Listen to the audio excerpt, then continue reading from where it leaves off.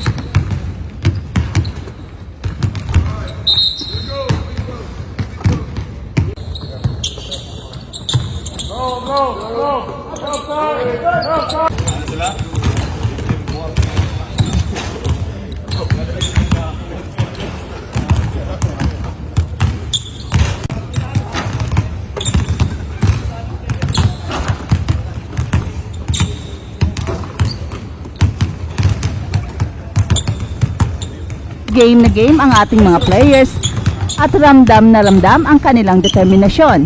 Ngayong araw, ginanap ang final practice ng Gilas Pilipinas sa Mall of Asia Arena at kitang-kita ang focus ng buong team Mula sa coaching staff hanggang sa bawat manlalaro. Ang bawat galaw nila ay parang sinasabi sa atin, handa na kami. Hindi lang simpleng practice ang naganap, detalyado ang drills, lalo na sa shooting at defensive strategies. Nagmistulang minigame na rin ang ilang scrimmages nila kung saan nakatutok si Coach Tim Cone sa bawat play. Kapansin-pansin din ang chemistry ng team. Nakakatuwang makita sina Dwight Ramos at Kai Sotto na nagtutulungan sa ilalim ng ring, habang si Justin Brownlee naman ay nagpakawala ng sunod-sunod na 3-point shots na para bang walang mintes. Well, alam natin na hindi biro ang makalaban ang New Zealand. Lalo na't mas malalaki at mas matatangkad ang kanilang mga players. Pero hindi nagpapatinag ang gilas. Sa practice pa lang, nag-focus na sila sa fast-paced offense at quick ball movement. Pinaghandaan nila ang mga defensive stops, lalo na't kilala ang tall block sa kanilang physical at aggressive na laro. Makikita sa video na nagtutok ang gilas sa kanilang 3-point shooting drills. Alam nila na magiging mahalaga ang perimeter shooting laban sa mas malalaking kalaban. Nagpakitang gilas din si Kevin Kembao na mukhang handang-handa ng tumulong kay Justin Brownlee at Dwight Ramos sa opensa. Sa kabilang banda naman, sina Kai Sotto at Junmar Fajardo ang aasahan sa paint. Ang kanilang height at shot blocking skills, siguradong magiging matibay ang depensa sa ilalim ng ring. Dagdag pa rito, kasama rin sa practice si Japet Aguilar na posibleng maging X-factor kung sakaling kailangang magpahinga ni Justin Brownlee. Isa pang highlight ng practice ay ang support ng mga fans. Kahit practice pa lang, puno na ang energy ng Mall of Asia Arena. May ilan pa ngang naglala ng banners at flags para sa gilas. Naririnig din ang sigawan at palakpakan tuwing may magandang play o dunk na nangyayari. Talagang ibang klase ang suporta ng Pinoy basketball fans. Well, sabi nga nila, ang laban ay hindi lang sa loob ng court, kundi sa puso ng bawat Pinoy.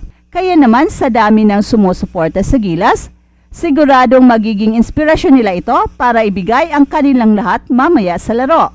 Ngayong gabi, aasahan natin ang isang intense at physical na laban. Ang New Zealand ay may kakayahan ng pagiging malakas sa Asia Cup, pero ngayong may Kai Sotto ang gilas, siguradong ibang usapan na to. Dagdag pa ang leadership ni Coach Tim Cone na kilala sa kanyang brilliant game plans.